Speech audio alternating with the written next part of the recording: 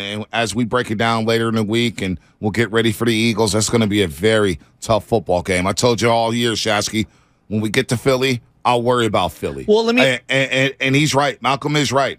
This is a very good football team, and they're going to probably have to score 27 to 30 points to win this football game on Sunday. It's a different matchup, that's for sure. I'm just looking at what Dallas had. Like, I felt like that because I thought Tampa Bay had these kind of linebackers, but they also have the defensive line in terms of Dallas does. Those linebackers, I thought, did a great job stuffing and clogging the run lanes and then staying. Like, they set the edge so well. They did not allow the Niners to get outside. And, they want to get to the outside and hit the gas brakes. Outside of the one Debo run and the one Elijah run, I can't think of any times where they actually hit the corner, hit the edge, and there wasn't a defensive player for Dallas here. I thought Dallas did a great job containing them. From just watching the first half back last night, because I fell asleep in the second half trying to get ready for the show, but watching the first half back, it felt like Dallas had about 10 defenders within the 10-yard box radius. Oh, it was 8, 9 at in the least box. 8 in the box all day every long. time. And they were hell-bent on saying, Brock, you're not going. Brock, you're going to have to throw the beat us from the pocket. From the pocket. We're not going to let you get outside. We're going to contain the quarterback. We're going to be all over your screen game, and we're going to shut you down. So they shut the run down. That was a great gameplay. Now, can Philadelphia do the same thing? They definitely had the personnel to do it. They do. But I do think the Philadelphia Eagles' weak spot could be their linebacker core. I guess that's where I'm going with this, and we'll get to it later on in the week. But part of why I believe the Niners look so constipated on defense, I thought their cornerbacks did a great job covering up Ayuk, and they just took him away. Yep. They took him out of that game by bracketing him, and Debo couldn't get a lot of separation. They knew where they wanted to throw to Debo on a lot of plays, and then they threw a couple of those like short smoke screens to wide receivers, and there was just nothing there. So you just got to give it to them. I thought Dallas played a really good, sound game defensively. By the way, that's the kind of game you should win if your quarterback doesn't turn it over twice. Nick Sirianni, by the way, pulling a Sean McVay on Saturday, running down to the end zone, celebrating with his boys in the end zone. I'm not a Sirianni guy. That's a cocky bunch. I'm allowed to be here, right? He's talking to the ref. I'm allowed to be here. Don't tell me. Yeah, I mean, he's an arrogant young coach. And this is an arrogant bunch that the Niners are getting ready to play. And that's going to be an arrogant atmosphere. Crowd that thinks, Brock Purdy, third-string quarterback, seventh-round pick, he's not coming into Philadelphia to win. It'll be a tough game, but right now we're smoking that Cowboy pack. T in Chicago. AT, what's up? Hey, guys, I just want to say, the show I actually called in because I was in Green Bay last year for that divisional. That's right. But I want to give a shout out to Diamador Lenore. People gave him a lot of flack because his ball skills wasn't up to snuff, and hell, anybody get beat by Devontae Adams and AJ Green, and he went up there and his ball skills look better than Trayvon Diggs yesterday. I just want to give a lot of love to Demo and know that he's doing the damn thing. That was a big interception. I thought Gallup ran a terrible route, but you know what? Diamador Lenore made the play happen. He made some good tackles on the perimeter. He's coming into his own. He's a physical corner, but it's so tough to play cornerback in today's game. Yes. You're going to give up yards. You're going to give up catches. Can you make tackles? Can you hustle and make plays? One of the plays last year against Philadelphia, actually, in week 2, remember he got beat deep. I think it was by Quez Watkins down the sideline, and the Niners had a goal line stand there in the second quarter. Lenore was beat deep on that play. I believe him and Tart did not give up on the play and made a tackle inside the 10-yard line. Next thing you know, Philly couldn't score a touchdown. Niners hold them. They come down the field, and that's when Debo had that big play to get to the inside the 10-yard line to take a lead before half. It was at the game they did the clear out, and then Jennings walked in on the touchdown. Yeah, exactly, on the right underneath before play. halftime. Yeah. Right after Debo. Man, I mean, as we kind of just put a little eyeball toward Philly, it almost feels like I can't even look at last year's matchup because so many things are different for both teams. A lot is different. There's a lot of different. A.J. Brown is here. Well, and we have CMC, and we're just a totally different team, and they are too. So but the Cowboy thing, God, I couldn't believe how close that game was. I mean, I can believe. No, you were worried in terms of the way they were fighting for yards, both sides. Like the defenses really showed out. They were so evenly matched in that game. That was prize fight level anxiety for the fans on both sides. No, it was a great. I love that type of football game. Every yard mattered. Again, I thought every completed pass felt like a win. Pass, it was contested. Every first down felt good. You could breathe a little bit. Field position was a factor. Bend, but don't break it. I thought the Niners bent a lot in that first half against that Cowboys offense that did not break, and they were able to hold them to 12 points. Like, after Ray McLeod fumbles, you're thinking, oh, yeah, they're going to score a touchdown. They're going to score a touchdown, go up 13-9. Here we go again. And they were able to hold first and goal. Yeah. You keep them out the end zone. It's a tie football game. Ray gets a kickoff, flips the field. Yeah. You're able to stabilize the football game. Let's go to Philmo Mike. Philmo, what's happening? Philmo. Hey, man. You know, I can't be talking too much before a week like this. I didn't go to no weak-ass watch parties. I ain't finna be outside. I'm finna be locked in, watching the game. We had a hell of a game. Shout out Lenore. He played. Somebody got to get thrown on. He did his thing, man. Yep. Get off his back. My favorite Niner, Jimmy Ward, played a hell of a game. He did. I'm finna go talk crap to Sonic G, Lex Jones, and yeah, man. I'm just so happy for the win. I wanted to mention the fact that this is why we don't need to give up any players going forward. We need all our players. Dallas played excellent defense, and we didn't even get the 20 points. I know. So all the people talking about, CMC is here, we can get rid of that person. No. I keep harping on this. Yep. We need everybody. Right. We going to Philly next week. You think they would feel more comfortable with CMC only or CMC not there and Debo there? Right. They don't want to see none of them boys. No. Nope. And for the people that was hating on me last time, guess what? I love to see CMC, a white boy running back, going in there and trucking fools. Nick Bosa. I love my white boys on the team. Let's go. George Kittle. Come on, bud. Let's go. I love everybody. I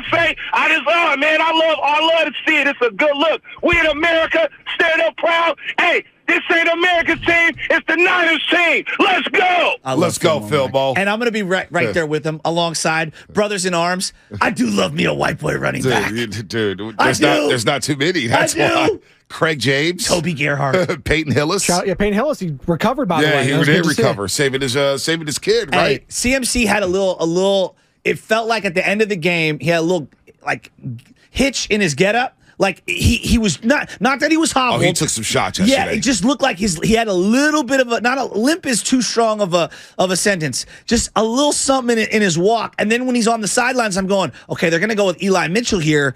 Is something wrong with CMC? But it was the right decision to go to Eli. Yeah, Eli had fresh legs. Eli had fresh legs. I thought he had a couple of really ran. nice 14 carries, 51 yards. Yeah. 14 carries, 51 yards. Had the long 13-yarder. I wish he stayed in bounds on that one. It's tough. But He's straddling the sideline to get the first down. You got to find a way to stay in bounds. It's tough. You have to find a way. But Christian McCaffrey, 10 carries, 35 yards. Yes. Really no openings. He had the touchdown run there, and he's pumping up the crowd. 6 catches, 22 yards. Just the game plan for the Dallas Cowboys. We're taking CMC out of the offense. And Debo. I mean, Debo had the one little slant, the delay slant, and he had the one early where there was like third and forever, and they threw it looked like both Kittle and Ayuk were going to set up to block. It was like a 5-yard down the field screen. 4 catches, 45 yards for Debo. But you see what he did after the game? What? He posted a slide where it's Micah Parsons, right, on Instagram. It's Micah Parsons, and there's a quote saying, hey, we wanted you guys. We want those guys back, the 49ers, that is. And then Debo kept receipts. Oh, he did. So Debo. Is he going to file his tax returns? Yeah, here it is. Michael Parsons on face of the 49ers. This is who we wanted. This is who I wanted. So Debo posted a Trent Williams photo pointing at the Cowboy fans. And then later on the slide, he's got Shannon Sharp looking with the cardigan. Like, what? What'd you say?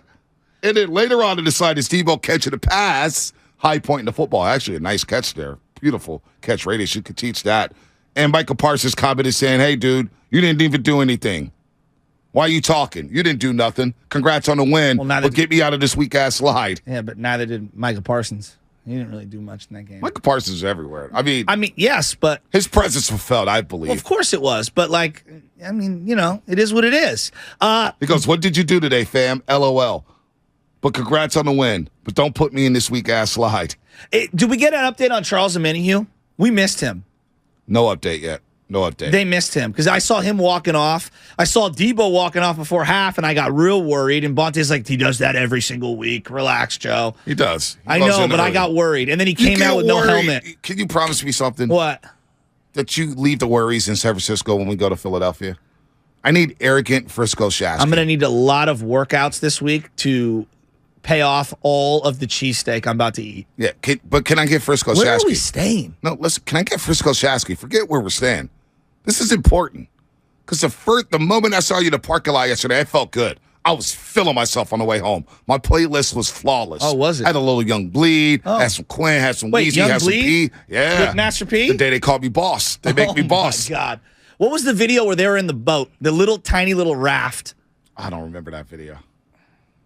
How you do that there? That was on the playlist. You do that there? That was on the playlist. Millionaire Gangsta. I swear he's in a little boat. So I was in my bag. I was feeling it yesterday. Okay. And the moment I see Shasky in the parking lot, oh boy, I'm worried about this one, man. This could be the end of our season. I'm like, dog. Oh boy, dog. Come on. I'm Most looking at it right now. fan. Like, come on, dog. Young Bleed, and it's Master P and him, and they're on a yacht. It's great. It's not a little boat. It's a big boat. Spadoni, he's got to stop worrying. Say about everything. Say they want to do that. That song was so sick. If you didn't like that song in 1998, what were you doing? 888-957-9570. Double disc? So can you promise me when we get on that red eye, all the worries will be left in the city? I'm going to be bumping nothing but Eve and Beanie Siegel. All right. There we go. No worries. It's going to be all right. Okay, thanks, Bob Marley. Gosh. Too worried, man. Hakuna Matata, baby. Come on, Lion King. Let's go. Matata. Means no worries for the rest of your days. Let Guru worry. By the way, I hope Guru's okay. I did send him a text, say good game. I love how he set everything up where I think we're going to lose this game all week. Oh, he did. So that he could win no matter what. I knew we would lose. I knew what he was doing. I didn't want to say it then. He wasn't fooling anybody. And then he said all week, I'm going to be there. I'm going to be there. Was he at the game? I didn't see him. Was he there? I have no idea. Over under on the amount of minutes on the monologue about ripping Dak Prescott today in the first segment. How many minutes on ripping Dak? Do they 2.5 minutes. Cooper Rush would have won that game? Is that what they're doing? Cooper Rush is not winning that football game. I'm sorry. Cooper Rush would have been a statue. Dak's ability to extend plays he helped did a good the Cowboys job. yesterday. Yeah, I mean, obviously the 2 picks notwithstanding, but I thought he actually did a good job with his movement. Goo will be in the building. By the way, shout out to YouTube right now. 1,280 people streaming live on YouTube. I think we're setting records. This is a record today. Setting records. Thank you, Larry I got June. something else. I got something else to bring up as well. Putting up numbers. Numbers, baby. Leroy in Oakland. What's happening, Leroy? Hey, what's going on, guys? Man, I'm always listening. I rarely get to call in because I'm getting ready to go to work. But I'm glad you guys took me quickly because I just want to say I had asked a question to a lot of people last week. Can Brock Purdy survive a playoff game with having an interception or a turnover? Could the 49ers survive that game? And now I'm thinking, can any quarterback going forward in these playoffs survive an interception or a turnover? I was so proud of Brock Purdy yesterday, not turning the ball over, not throwing an interception. And I think that's going to have to continue, not for just Purdy, but for every quarterback in the NFL going forward. I think whoever turns that ball over, they're going to lose. So I just want him to stay clean. He doesn't have to make mistakes with this great defense and with this great running game. He doesn't have to try to fit it in tight places. He can check it down because this defense is just so great, because the running game is so great, because Shanahan is such a great play caller. So he doesn't have to make the mistakes. And if he just stays cool, I don't see him throwing any interceptions, and I see us going all the way. But I think quarterbacks who turn the ball over going forward, they're going to lose in every doubt. game. That's playoff football. Leroy, what's interesting is that I think a lot of the film junkies, the people that break these things down, there was so much space between Niner players last week and the next closest Seahawk defender. What a contrast this week. I did not feel like there were many open spots to throw the ball in this game. To me, I thought Dallas was all over everything that they were going to do. They were. And I thought Brock did a good job not throwing forced balls. How much do you think it helped Dallas that Dan Quinn knows Kyle Shanahan? He coached with him for 2 years. He saw him last season.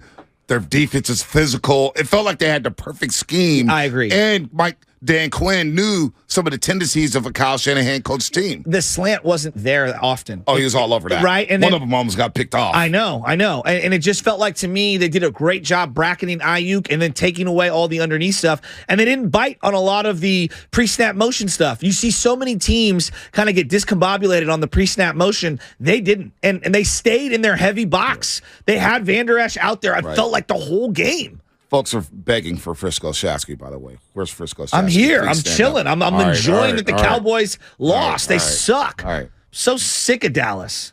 Theo in Texas. Oh, yeah. Oh, Theo, what's the tenor up in Texas right now? What's the tenor? Man, hey, I'm a faithful holding it down right here with my flag, dog. You already know. Yes, sir. Go. Yes, sir. What are they saying in Dallas right now? Oh man, they crying, man. I'm just laughing, dog. No, hey, it's sad face, boo boo face around here, baby. Boo boo face, boo boo face. What you got, Theo? What you got?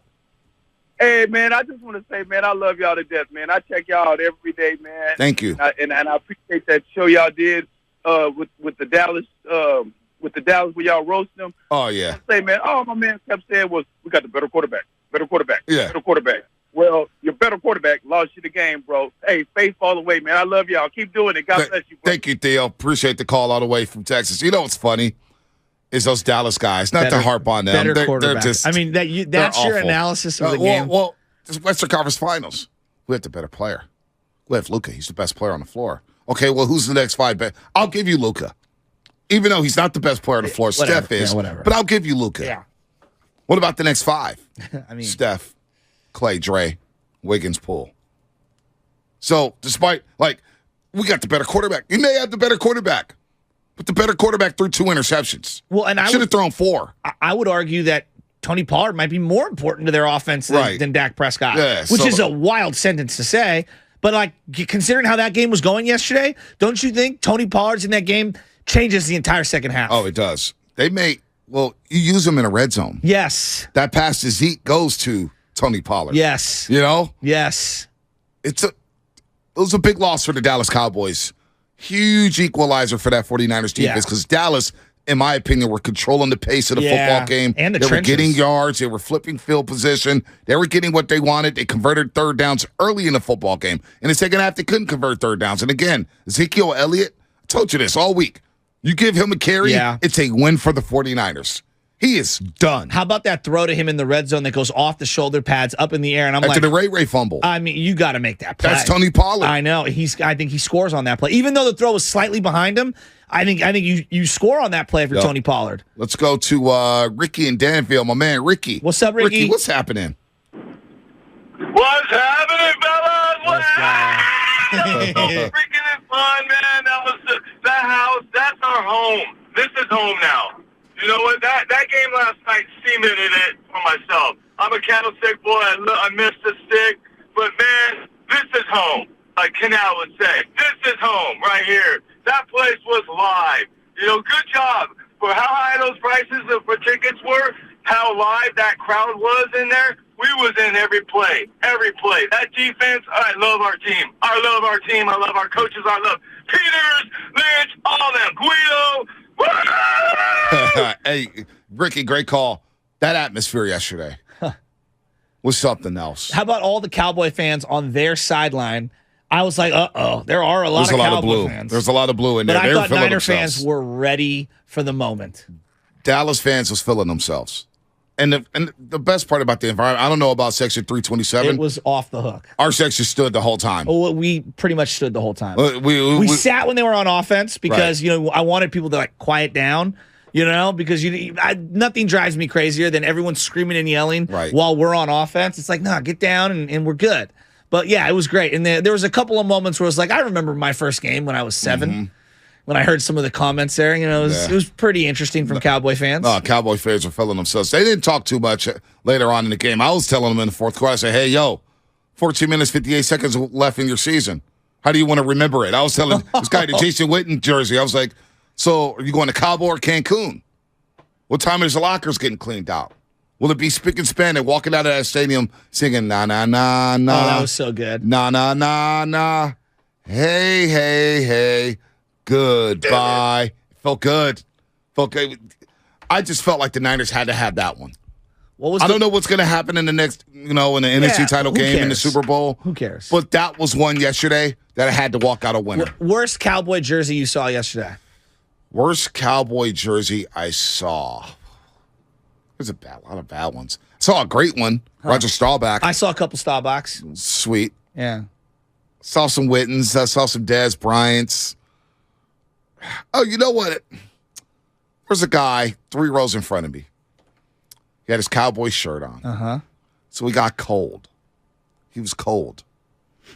Dude bought a 49ers beanie. No, he did not. He was wearing a Cowboy shirt with a 49ers beanie. And we're like pointing at him, what are you doing? Oh, my God. I'm cold. I'm cold. I need to cover my ears. So you bought a Niners beanie. It's a bad look. So he wanted to walk out a winner no matter what. What a joke. Was that Guru or? No, I don't think Guru showed up. He didn't go? I don't know. Does anybody know if Guru? There's no pictures. I imagine him doing a video like Skip Bayless throwing his Dak Prescott jersey into the garbage.